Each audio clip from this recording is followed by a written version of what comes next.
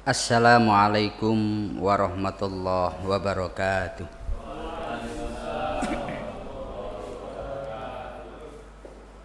Alhamdulillah wa syukrulillah wa binikmatillah la haula wa la quwwata illa billah.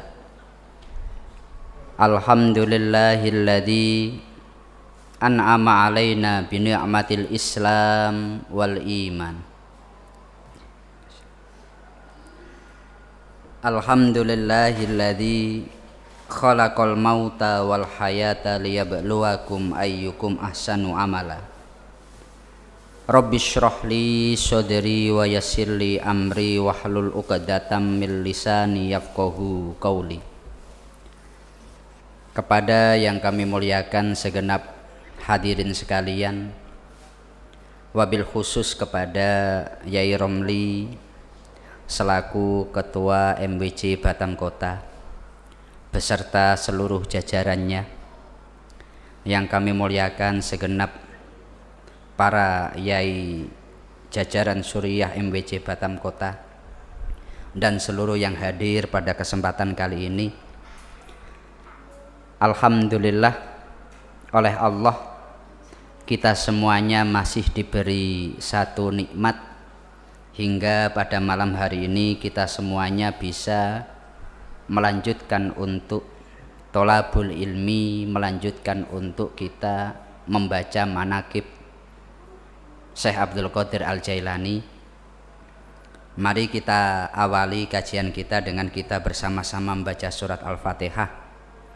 Bersama-sama kita memohon kepada Allah agar melalui istiqomah kita tholabul ilmi, Allah senantiasa memberikan kita semua hidayah, ma'unah, inayah.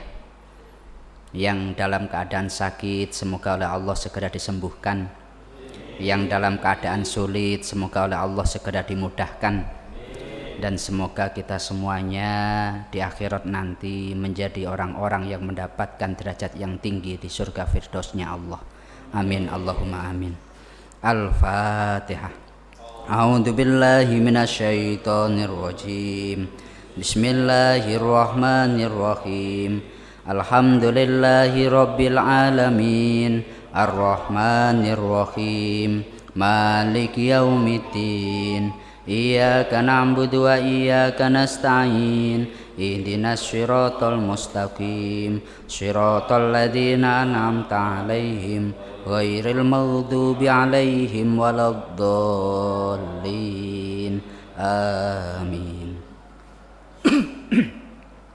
Bismillahirrahmanirrahim. Bila biasanya Yai Ahmad Junaidi beliau mengkaji fikih, kalau kami akan mengkaji tafsir ya. Yai Junaidi biasanya mengkaji kitab Fathul Mu'in. Kalau pada kesempatan ini beliau dalam keadaan udzur, beliau ada halangan, maka kami sebagai badal beliau pingin kita menambah keilmuan kita, menambah cakrawala keislaman kita dengan kita mengkaji secara tafsir Al-Quran. Adapun pembahasan kita pada malam hari ini pada ayat 195 di dalam surat Al-Baqarah. A'udzu billahi minasyaitonir rajim. Bismillahirrahmanirrahim. Wa anfiqu fi sabilillahi wa la tulqu bi aydikum ilat tahlukah. Wa ahsinu innallaha yuhibbul muhsinin. Wa anfiqu, dan berinfaklah kalian semua, fi sabilillahi, di jalan Allah subhanahu wa ta'ala. Wala tulqu bi aidikum, dan jangan kalian menjatuhkan diri kalian ilat tahlukah, pada kerusakan. Wa ahsinu, dan berbuat baiklah kalian semua, innallaha yuhibbul muhsinin, sesungguhnya Allah mencintai orang-orang yang senantiasa berbuat baik. Arti ayat yang kita bahas itu ngeten. Wa angfiku, dan kamu itu berinfaklah di jalan Allah, yang penting atas dasar taat kepada Allah pada semua perkara-perkara yang itu menjadi bagian menjalankan perintah Allah. Jangan kamu malah menjatuhkan diri kamu di dalam kerusakan. Kamu berbuat baiklah, sesungguhnya Allah mencintai orang-orang yang berbuat baik. Ayat ini merupakan ayat sing pendek dan termasuk ayat yang sangat terkenal. Kalau orang mengkaji fikih rata-rata tahu ayat ini. Wala tulqu bi aidikum ilat tahlukah, jangan jatuhkan diri kamu di dalam kerusakan. Tetapi kalau kita kaji secara tafsir, itu ada banyak perkara-perkara yang kadangkala luput dari penjelasan. Satu contoh, dalam beberapa kitab tafsir meriwayatkan ayat ini asbabun nuzulnya niku ngeten. Kalau di dalam salah satu hadis yang sahih disebutkan, pada satu masa dulu niku sahabat ketika berperang dengan daerah Konstantinopel, Konstantin. Sahabat itu jumlahnya cuma sedikit. Katakanlah mungkin jauh lebih banyak lawan dibandingkan sahabat. Kemudian itu ada salah seorang sahabat, hamala rajulun minal muhajirina bil Konstantiniyah ala sofi adui hatta khorrokohu. Tiba-tiba dari barisan para sahabat itu maju satu orang. Dia sendirian,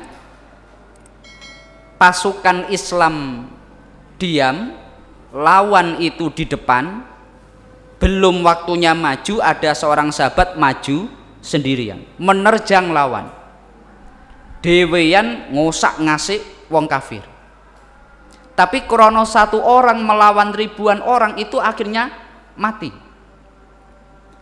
Melihat hal itu, umat Islam, kemudian para tabi'in itu ngomong, orang itu kok bodoh sekali, itu namanya bunuh diri itu. Satu orang maju menghadapi ribuan orang. Itu namanya wala tulqu bi aidikum ilat tahlukah, menjatuhkan diri di dalam kerusakan. Itu perbuatan bodoh itu.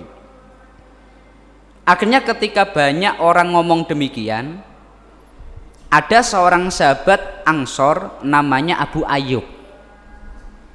Abu Ayyub kemudian berkata, kalau ayat yang kamu baca tadi wala tulqu bi aidikum ilat tahlukah, yang paling ngerti itu saya. Karena saya orang Ansor, ayat itu diturunkan kepada kami sahabat Ansor. Jadi ceritanya begini, perang tapi seenek kok bercerita bareng ini. Lah ning riwayatnya memang dalam keadaan perang itu. Jadi dulu ceritanya begini. Ketika Nabi Muhammad itu bersama sahabat Ansor di awal, Nabi dari Mekah hijrah di Madinah. Di Madinah itu kan Islam masih minoritas. Nggih.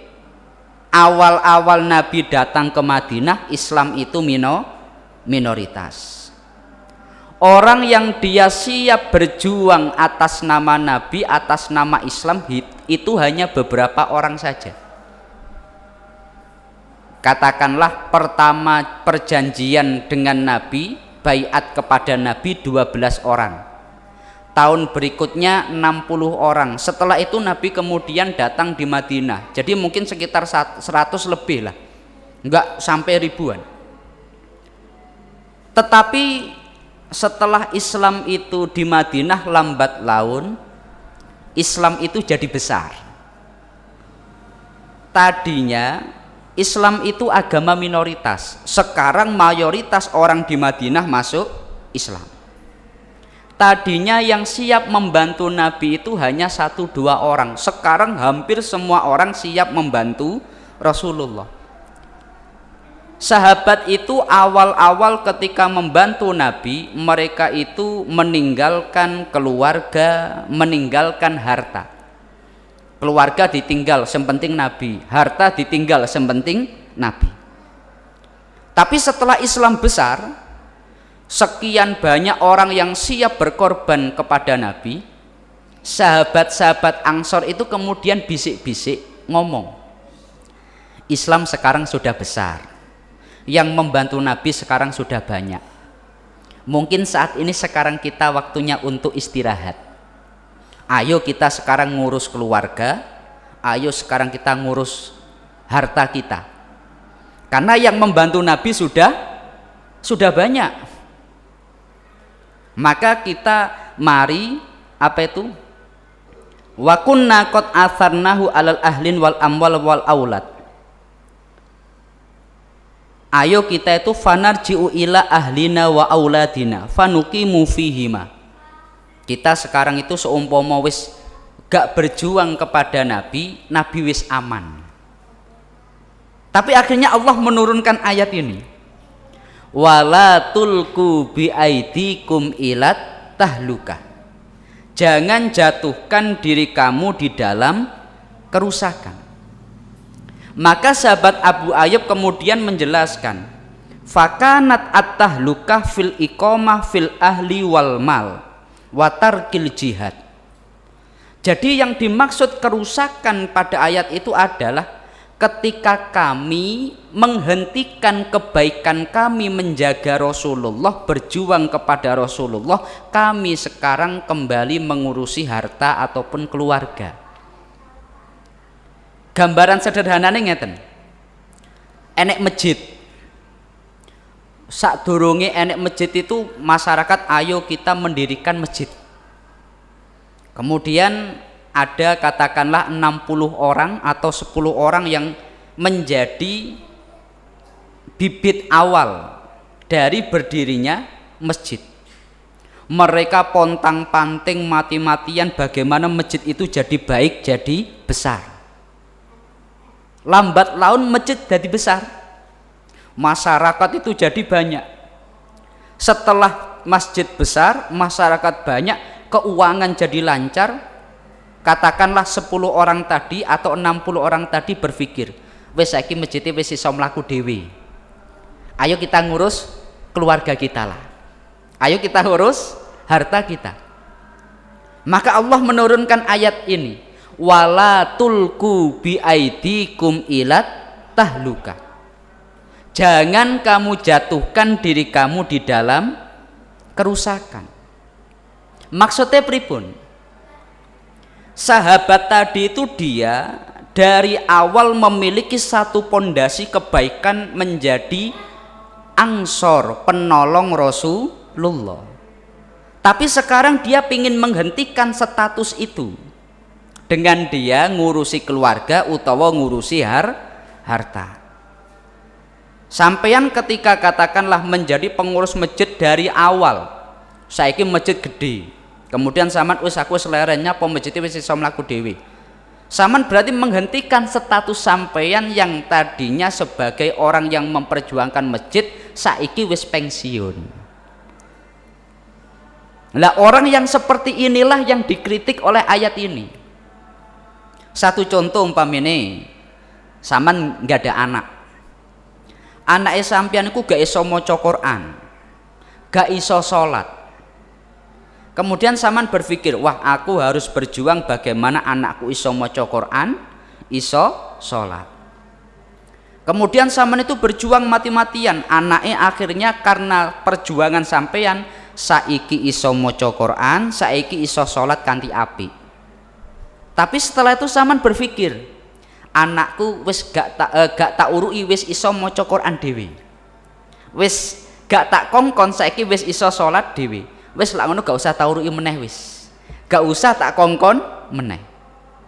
Orang yang seperti ini loh, wala tulku bi aidikum ilat tahluka. Ketika masjid sekarang jadi besar, itu bisa jadi orang-orang datang ke masjid krono ndelok sampean. Tapi saiki sampean yang diikuti oleh orang-orang malah mandek. Dampaknya jadi luar biasa. Seperti itu sahabat Ansor. Sahabat Ansor itu setelah Islam besar, kemudian mereka itu berpikir, fanarji'u ila ahlina wa amwalina. Ini waktunya kita kembali ngurus keluarga dan kembali mengurus harta. Itu langsung diturunkan ayat ini. Makanya istiqomah dalam kebaikan itu apik. Saya ulangi, istiqomah dalam kebaikan itu apik. Umpamanya saat ini ngaji sekarang ini, mbiyen katakanlah 2-3 orang, kemudian saiki rame, oh saiki wis rame aku ora teko ora apa-apa. Iku langsung wae sampean bacakan ayat ini, wala tulqu bi aidikum ilat tahluka. Jangan jatuhkan diri kamu di dalam kerusakan. Karena memang kalau kita lihat dari hadis yang masyhur, hadis yang muttafaq alaih itu, innallaha yuhibbu ahabbul a'mali indallahi adwamuha. Paling dicintainya amal oleh Allah adalah amal yang mudawamah, amal yang istiqomah.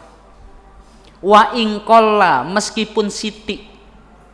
Sampean duwe amal gede tapi sifate kuwi borongan bar ngono enggak pernah lagi, atau sampean duwe ibadah cilik tapi kontinu. Kalau berdasar hadis tadi, lebih dicintai Allah yang kecil tapi istiqomah. Umpamine ngeten, enek satu tempat, sampean itu sudah menjadi donatur daripada tempat itu. Kemudian wah saiki tempat itu wis iso mlaku, enggak tak bantu enggak apa-apa. Akhirnya sampean menghentikan kebaikan itu. Berarti podo kambek sahabat Ansor. Dia itu mendapatkan kemuliaan disebut Ansor gara-gara menjadi penolong Rasulullah. Tapi sekarang dia pingin menghentikan menolong Rasulullah yang otomatis mereka sudah tidak berhak lagi disebut Ansor. Karena wis gak nolong Nabi. Nabi niku aneh, Nabi. Sahabat yang dari awal itu dia menjadi statusnya donatur, oleh Nabi ya dari awal sampai akhir dia biar istiqomah di situ. Sahabat yang dari awal dia katakanlah sebagai orang yang berjuang jihad, dari awal sampai akhir ya disuruh gitu. Pernah sahabat Ansor itu salah paham ketika Mekah takluk. Kemudian pada saat itu rampasan perang itu sangat banyak, asli sangat banyak. Lalu Nabi Muhammad itu rampasan perang dibagi-bagi luar biasa. Tapi roto-roto sing entuk kuwi sahabat-sahabat yang katakanlah Abu Sofyan. Orang-orang yang dia itu tidak dari sahabat Ansor. Sahabat Ansor kemudian bisik-bisik, kita yang dari awal berjuang dengan Nabi, tibakno ketika Islam besar malah kita nggak dapat apa-apa. Asli niku. Kita yang dari awal berjuang dengan Nabi nggak ada yang menolong, kita yang menolong. Sekarang ketika Islam besar untuk rampasan perang akeh, kok malah kita nggak dapat apa-apa. Maka Nabi itu ketika ngerti bisik-bisik itu, semua sahabat Ansor dikumpulkan satu tempat rahasia, satu tempat tertutup. Kemudian Nabi ngomong, mereka itu pulang dengan membawa harta. Mereka pulang dengan membawa katakanlah rampasan perang. Tapi kalian sahabat Ansor itu pulang dengan membawa saya Rasulullah. Sampean apa enggak ikhlas ketika sampean balik nggawa aku, apa pingin nggawa harta? Ketika menaklukkan Mekah, harta dibagi sekian banyak, toh akhirnya Nabi tetap kembali ke Madinah digawa sahabat Ansor. Seumpama saiki sahabat Ansor statusnya dia penolong Nabi, kemudian oleh Nabi diwai yang tadinya itu dia mengkorbankan semua harta untuk Nabi, sekarang malah berganti mendapatkan dari Nabi. Nah ini namanya istiqomah dalam kebaikan, dijogo betul oleh Rasulullah. Itu asbabun nuzul pertama. Menurut salah satu riwayat, ayat ini diturunkan mengkritik sahabat Ansor yang mereka pingin berhenti dari yang tadinya menolong Rasulullah, kemudian karena Islam besar pingin berhenti. Yang kedua adalah ayat ini terkait dengan infak sodakoh. Jadi ayat ini pemahamannya ngeten. Wa anfiqu fi sabilillah. Kamu berinfaklah di jalan Allah. Jangan kamu jatuhkan diri kamu di dalam kerusakan. Maksudnya pripun? Kalau kamu itu tidak infak, katakanlah saya infak di jalan Allah, ini berbuat baik. Tapi kalau saya tidak infak, berarti saya menjatuhkan diri saya di dalam kerusakan. Dalam salah satu riwayat, qala al-Bukhari hadasana akhbarona an-Nadar akhbarona Syu'bah an Sulaiman sami'tu Aba Wa'il an Hudayqah wa anfiqu fi sabilillah ila akhir qala nazalat fin nafaqah. Menurut Imam Bukhari ayat ini masalah nafkah. Maksudnya pripun? Kalau sampeyan itu jihad dengan infak, ini adalah perbuatan baik. Tapi kalau sampean nggak infak, berarti sampean menjatuhkan diri sampean di dalam kerusakan. Itu makna daripada ayat ini secara asbabun nuzul. Tetapi bila kita kaji dalam fikih, ayat ini nanti menjadi ayat yang sangat sangat terkenal. Rokok itu haram. Dalilnya adalah kan di dalam Al-Quran, jangan jatuhkan diri kamu di dalam kerusakan. Wah, paling terkenal ya. Pokoknya haram-haram itu ayat ini paling terkenal. Satu contoh niku di dalam kitab Al-Muwafaqat. Fal fuqaha'u yufarriquna baina al-yaghliba ala dhanhi as-salama awil halakah au yuqatta'u bi ihdahima. Falladhi i'taqada as-salama jaizun lahu ma fa'ala walladhi i'taqada al-hal kata min ghairi naf'in yumna'u min dalika wa yastadilluna ala dalika biqauli ta'ala wala tulqu bi aidikum ila tahlukah. Dalam bab fikih ayat 195 dalam surat Al-Baqarah itu merupakan ayat yang paling terkenal, larangan Allah kepada kita menjatuhkan diri kita di dalam kerusakan apapun jenisnya. Enek orang dia itu pingin ngiris tangane, haram. Alasane wala tulqu bi aidikum ila tahlukah. Ada orang dia pingin napa niku mijetin ndase gawe martil, itu haram. Alasane wala tulqu bi aidikum ila tahluka. Bahkan sesuatu yang secara umum akan memberikan mudarat haram. Umumnya itu mudarat, kok dilakukan maka haram. Semua perkara yang menyakiti diri sendiri bila dilakukan itu haram. Dasarnya adalah ayat ini. Banyak sekali hukum itu menjadi dilarang karena ayat ini. Tapi ayat ini juga bisa menjadi wajib. Hebatnya fikih ngoten. Satu contoh, ada orang mboten memiliki makanan sama sekali, yang ada bangkai. Dia kalau nggak makan bangkai itu, dia mati.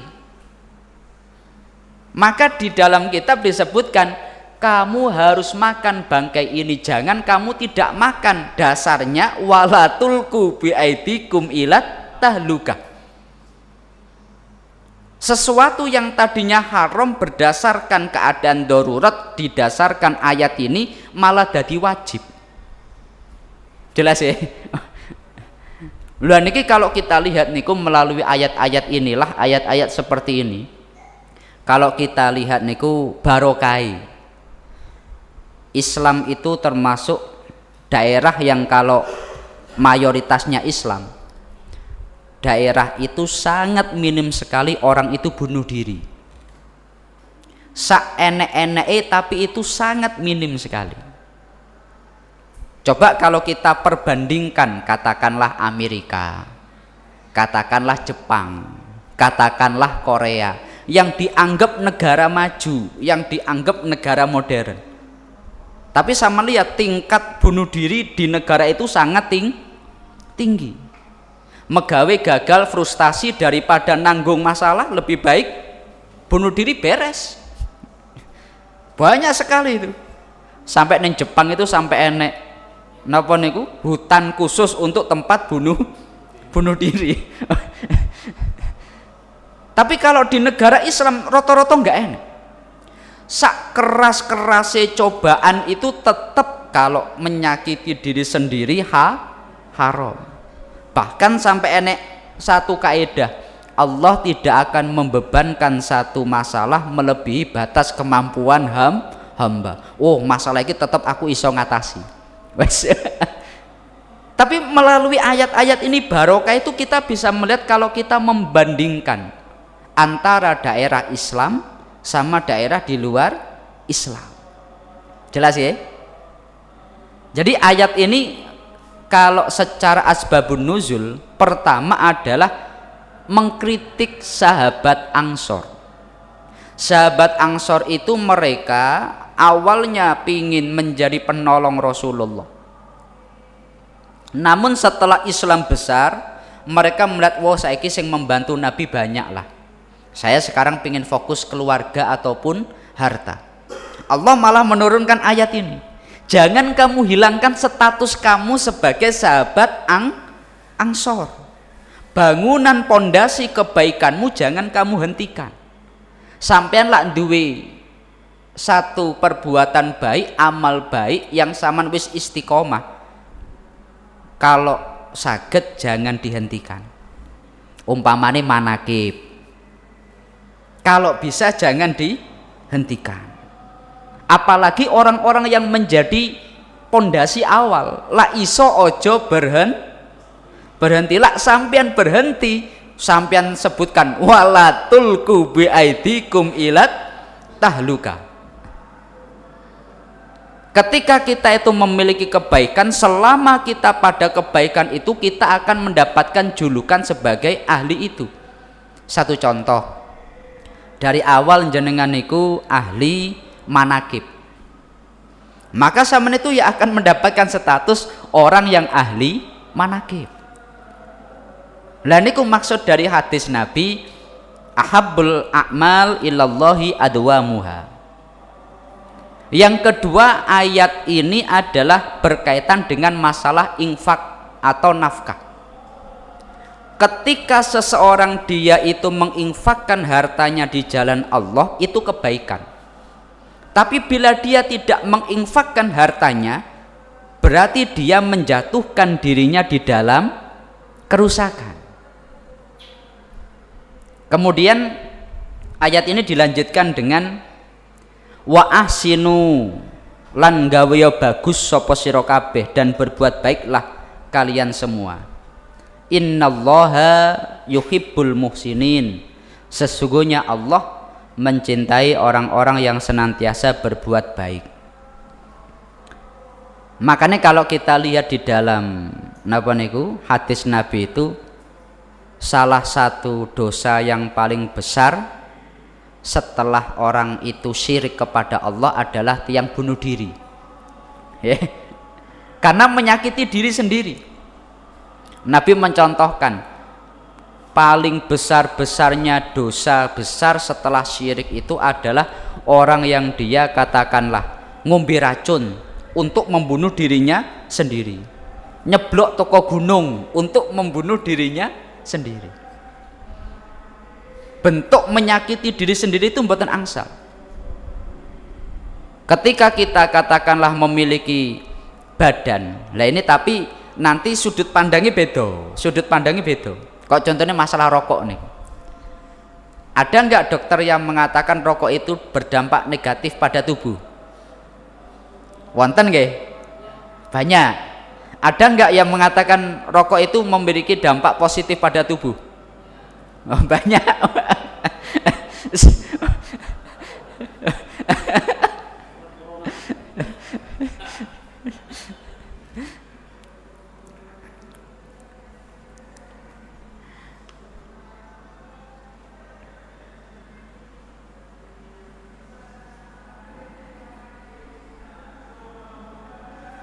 Melalui ayat niki maka bal saunun nufusi wal ajsami wal manafi'i wal a'dha'i wal amwali wal a'radi an asbabil mufsidati wajibun liqaulihi ta'ala wala tulku bi aidikum ila tahluka.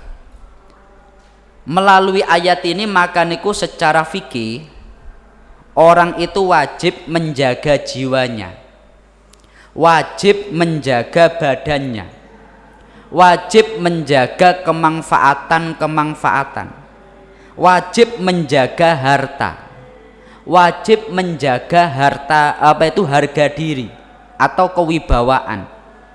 Jangan menjatuhkan pada kerusakan. Satu contoh niku kalau masalah muro'ah, di dalam kitab-kitab niku disebutkan ngeten. Tapi niki kalau ini berkaitan dengan adat. Kalau sampean memakai secara kontekstual itu malah nggak tepat. Zaman dulu orang kalau dia katakanlah memakai pakaian lengan pendek, kemudian nggak pecinan, mlebu metu pasar, itu adalah perbuatan yang kurang priayi. Ngaten nggih, kurang priayi. Perkara yang kurang baik. Cangkruk ning pinggir embong. Ora pantes bahasane ngoten. Itu adalah hal yang berkaitan sudut pandang adat. Di dalam kitab fikih disebutkan seorang ulama tidak boleh melakukan ini. Pada masa itu hal itu tersebut terlaku. Satu contoh, ulama kok senengane cangkruk ning pinggir dalan umpamane ngono. Tapi sakniki umpama ulama cangkruk pinggir dalan pantes apa ora? Biasa. Sakniki biasa, ulamae konco. Lah mbiyen itu ulama betul-betul diposisikan luar biasa. Makanya lak ning pinggir dalan itu orang janggal. Kalau sekarang beda. Makanya berdasarkan ayat ini banyak ulama menyebutkan orang harus dengan keadaan demikian agar harga dirinya tidak jatuh. Orang harus menjaga hartanya. Jangan menjatuhkan harta di dalam kerusakan. Satu contoh, enek ulang tahun sing dibakar duit atusan ewu. Umpamane itu enggak oleh menjatuhkan diri di dalam kerusakan. Maka ayat ini kalau secara asbabun nuzul itu sebetulnya kaitan nafkah kambik kaitan perjuangan sahabat. Tapi enek kaidah ngeten. Biar kita ngerti secara tafsir. Al ibrah bi umumil lafzi la bi khususis sabab. Yang namanya cakupan ayat itu adalah sesuai kadar keumuman makna ayat itu. Tidak harus terikat dengan asbabun nuzulnya. Meskipun asbabun nuzulnya berkaitan infak atau pendapat kedua berkaitan dengan sahabat Ansor, tapi keumuman ayat ini adalah yang penting seseorang dilarang menjatuhkan dirinya di dalam kerusakan. Makanya melalui ayat ini ayo kita menjaga kesehatan. Wah, saiki wis masuk ning medis. Menjaga kesehatan. Ngaten nggih? Nah, ini mungkin materi kita pada malam hari ini. Sebelum kami lanjut, mungkin ada yang ingin ditanyakan, monggo.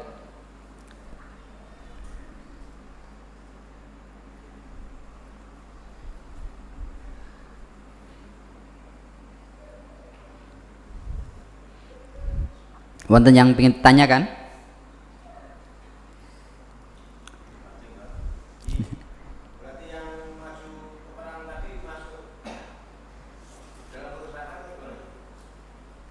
Niku mboten niku. Jadi selama dia niate itu kalau di dalam bab jihad itu mboten. Ketika dia katakanlah saya kalau apa itu maju ke sana saya optimis bisa mengalahkan, katakanlah saya nyawanya 1 tapi saya bisa menghabisi 5 orang. Wah itu malah boleh itu. Kalau dalam hukum fikih itu malah boleh. Makanya tadi sahabat Abu Ayyub itu langsung mengklarifikasi. Sahabat yang maju perang tadi itu tidak menjatuhkan diri di dalam kerusakan. Yang menjatuhkan diri di dalam kerusakan adalah kami sahabat Ansor. Dulu kami menjadi penolong Nabi. Tapi setelah Islam besar kami pingin berhenti. Lah itu contoh kerusakan menurut sahabat Ayub. Jelas ya? Ngaten.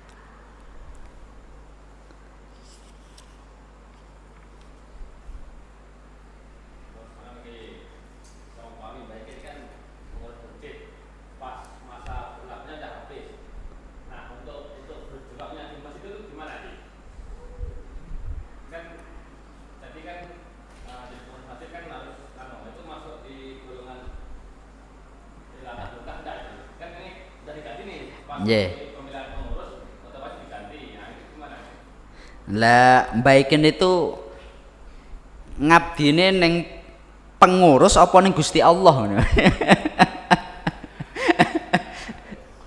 Lah orang niatnya ibadah itu dia nggak terdikte dengan SK loh. Saya ulangi, tidak terdikte dengan SK. Sampean krono NSK pengurus jamaah wajin. Terus akhirnya gak jamaahnya apa? Saya wis gak pengurus, wis repot kalau seperti itu. Banyak orang itu ngaten. Ketika jadi pengurus ibadahku kewenceng, tapi setelah wis gak jadi pengurus wis nyawantai. Kalau waktu jadi pengurus koyok itu Islam harus begini, masjid begini. Ketika wis gak jadi pengurus dia malah kadang yang jadi masalah.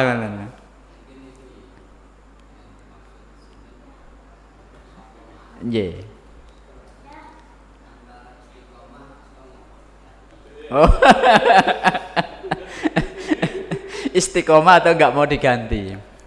Jadi nganu mak mas teh ngeten, nggak, kalau secara administrasi memang harus ada seperti itu. Tetapi kalau kita hitungannya ibadah, kita tidak boleh menggantung pada itu. Jelas ini, jangan menggantungkan ibadah pada itu.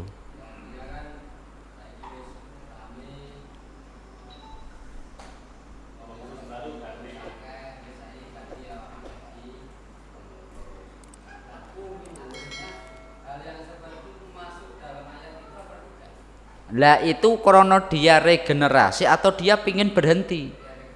Kalau regenerasi nggak masalah mbak, karena dia pingin, oh kamu ayo mayo. Lah ini api. Yang jadi masalah itu ketika dia pingin berhenti wis kesel wasan. Ibadah kok kesel, wis kesel. Lah ini jangan.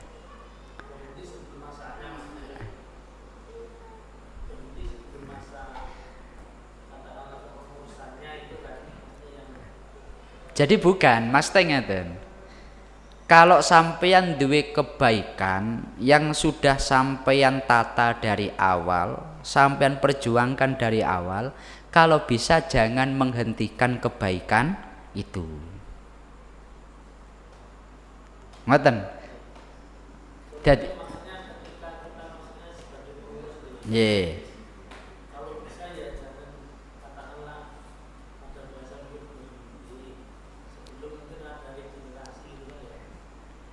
nggih, ngoten nggih bahasa sampean nggih ngoten. Tapi maksudnya ngoten, kalau toh dia sudah tidak masuk di struktural, Yo, kemudian jangan kemudian dia berhenti. Aslinya ini kan merupakan ayat yang sangat apik kalau kita mau menerapkan kan. Kebaikan yang kita bangun contohnya kayak wow. Sampean duwe anak. Anake sampean gak iso maca Quran. Anake sampean gak iso salat. Sampean akhirnya berjuang, anakku piye iso Quran, iso salat. Perjuangan sampean akhirnya berbuah. Hasilnya itu anak sampean saiki salate api, Qur'ane api. Waktu anak sampean api, Qur'ane api iku sama tiba-tiba itu pingin berhenti. Wes ketoran wes gak usah tak urui meneh lah. Bisa jadi anak sampean gara-gara wes gak sampean kontrol itu, salate iso teledor, Qur'ane iso rusak. Tapi kalau sampean tetap mengawal, lah ini kan tetap terjaga kualitasnya. Jelas ya? Nah ini yang digendaki ayat ini adalah kita istiqomah dalam kebaikan yang kita bangun. Dalam apa saja. Jenengan katakanlah kambik keluarga. Biyen waktu manten anyar, jamaah wi, suami istri, wis pokoknya ayo jamaah dik. Pasan wis anaknya akeh, waduh. Disik kono sik ngrokoki lho paman. Nah, seyogyanya hal-hal yang baik yang kita tata dari awal kita perjuangkan, jangan sampai berhenti. Jelas ya? Ngaten. Mungkin ada yang tanya malih?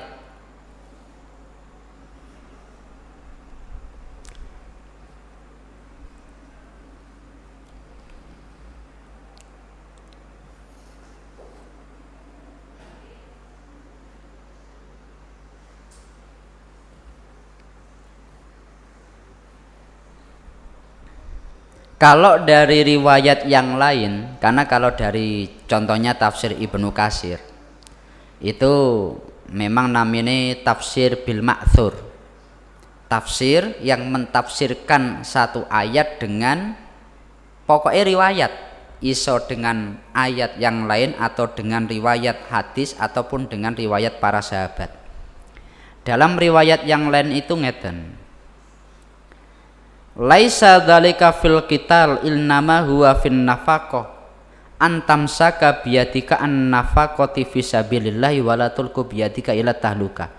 Qala Hamad bin Salma an Dawud an Sya'bi an Dohak an Abi Jubair qala kanat al ansaru yatasaddaquna wa yunfikuna min amwalihim fa asobathum sanatan fa amsiku anin nafaqati fisabilillah fa nazalat wala tulqu bi aidikum ila tahluka. Tapi kalau dari satu riwayat itu ngeten, asbabun nuzul ayat ini masalah infak, tetapi konteksnya ngeten. Sahabat Ansor itu disebut sahabat Ansor karena mereka menolong Rasulullah. Ada satu keadaan atau satu tahun di mana pada saat itu mereka dalam keadaan apa itu? Musibah. Sahabat Ansor kena musibah lah. Akhirnya karena kena musibah maka mereka berkata, untuk tahun ini kita tidak bisa membantu Nabi. Ya, untuk tahun ini kami tidak bisa membantu. Kenapa? Karena sekarang sedang ada musibah. Allah malah menurunkan ayat wala tulqu bi aidikum ila tahluka. Saman kalau melihat bagaimana perjuangan para sahabat itu, masya Allah ya. Pernah sahabat itu pada saat perang niku di dalam tafsir Sawi itu megur sangu kurma itu siji, enek sing sangu kurma megur sak genggam. Padahal ini perang ke satu daerah yang perjalanannya katakanlah 1 bulan. Maka ben kurma ini enggak entek. Sahabat itu akhirnya kurma ini megur disesep-sesep tok. Ya musuh disesep.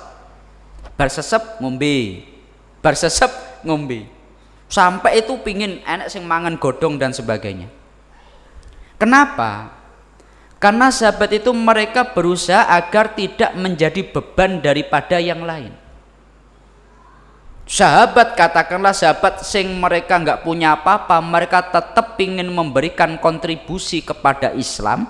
Sahabat-sahabat Ansor ini ingin memberikan kontribusi kepada Islam, mereka ikut perang, minimal mereka dalam perang tidak memakan untuk alokasi dana perang buat konsumsi mereka. Sampai anak sahabat itu kormo itu megor di sesep. Nah, itu merupakan satu perjuangan. Makanya sahabat Ansor itu perjuangannya luar biasa. Sampai akhir makanya mereka disebut sahabat Ansor. Meskipun Islam besar, mereka tidak pernah bergeser statusnya disebut sahabat Ansor. Umpamanya kayak ngeten, meskipun masjid saiki wis gede, tetap Yai Romli itu sebagai orang yang generasi as-sabiqunal awalun. Umpamanya ngeten. Lah ini kan keren nih. Mbah Ikin termasuk as-sabiqunal awalun.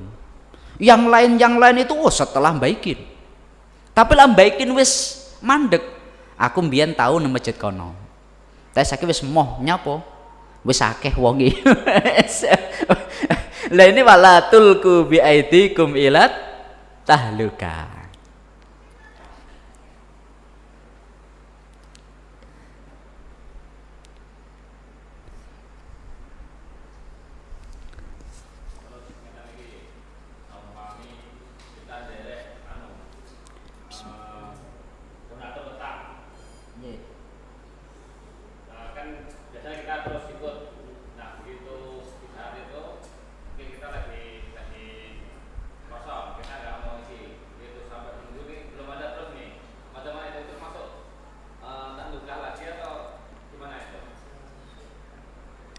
Kalau seperti itu nggih mboten.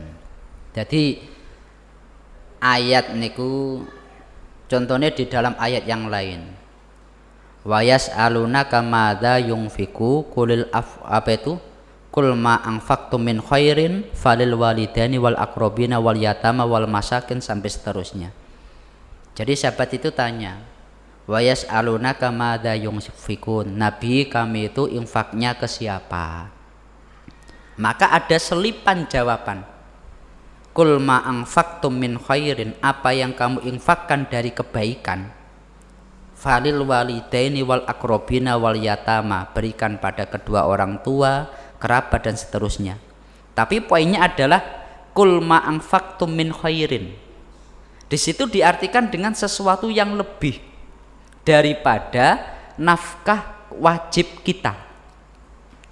Jadi yang namanya infak itu adalah sesuatu yang lebih daripada sesuatu kebutuhan wajib. Umpamanya ngeten, sampean menjadi donatur tetap, tapi uang ini untuk blonjo bojo iki, aku pingin donatur apa blonjo bojo. Lah di dalam fikih blonjo untuk bojo wajib, donatur itu sunnah. Lah ini harus yang wajib. Tapi beda pemene sampean duwe kelebihan. Iki gawe umpamane enek wong. Iki gaene diskotik apa gaene masjid ya. Lah iki wis beda iki. Jelas sih? Nah, kalau memang tidak ada, tidak masuk kategori walatul kubi aidikum ilat tahluka. Jelas ya? Nanten.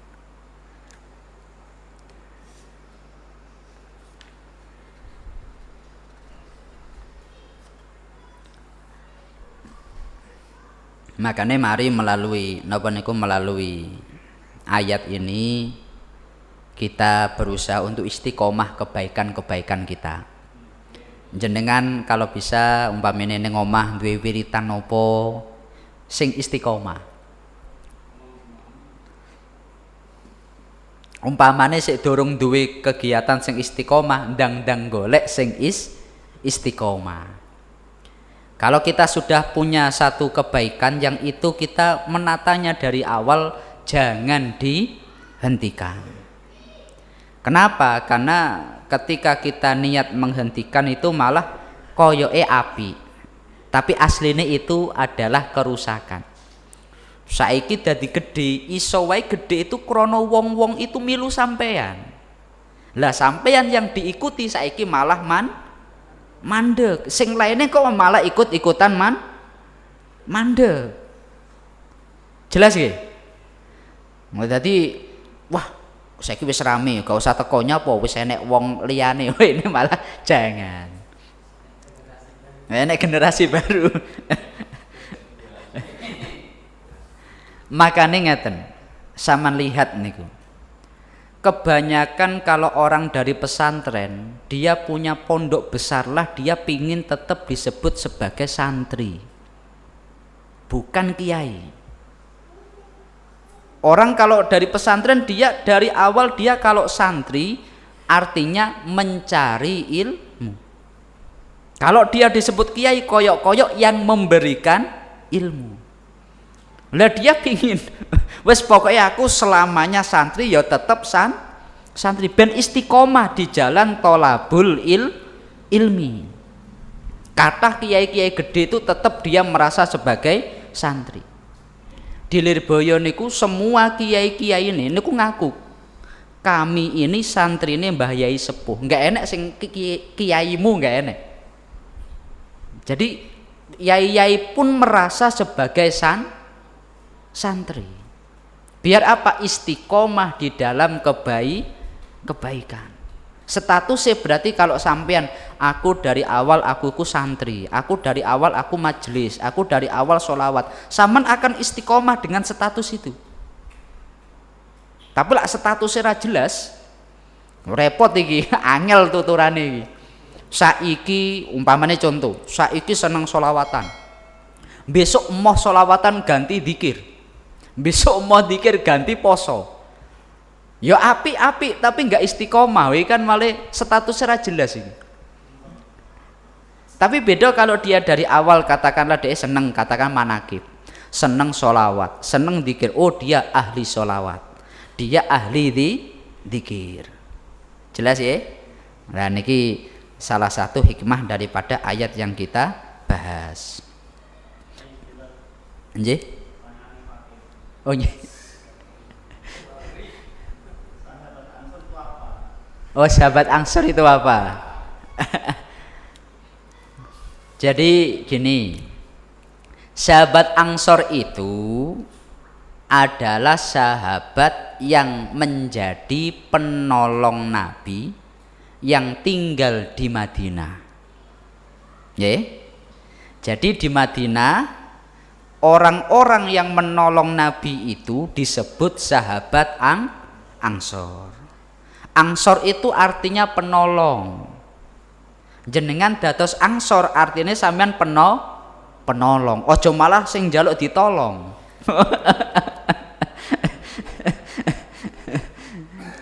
Kalau muhajirin, sahabat-sahabat Nabi yang dari Mekah mereka pindah ke Madinah. Jelas ya? Ya, sahabat Ansor itu kenapa mereka mendapatkan julukan Ansor? Ansor itu artinya penolong, karena mereka menjadi penolong Rasulullah. Berkat jasanya itulah dijuluki Ansor. Jelas ya? Lah niki mungkin menjadi materi kita pada malam hari ini. Mari kita tutup dengan sama-sama membaca surah Al-Fatihah. Semoga kita bisa istiqomah dalam kebaikan yang kita tata, yang kita lakukan, dan semoga kita semuanya itu betul-betul oleh Allah diberi hidayah, maunah, inayah. Amin. Al-Fatihah. A'udzubillahi minasyaitonirrajim. Bismillahirrahmanirrahim. Alhamdulillahirabbil alamin. Arrahmanirrahim. Maliki yaumiddin. Iyyaka na'budu wa iyyaka nasta'in. Ihdinas siratal mustaqim. Shiratal ladzina an'amta 'alaihim ghairil maghdubi 'alaihim waladdallin. Amin. Kurang lebihnya dari kami mohon maaf. Akhirul qauli wallahul muwaffiq ila aqwamit thoriq. Wassalamualaikum warahmatullahi wabarakatuh.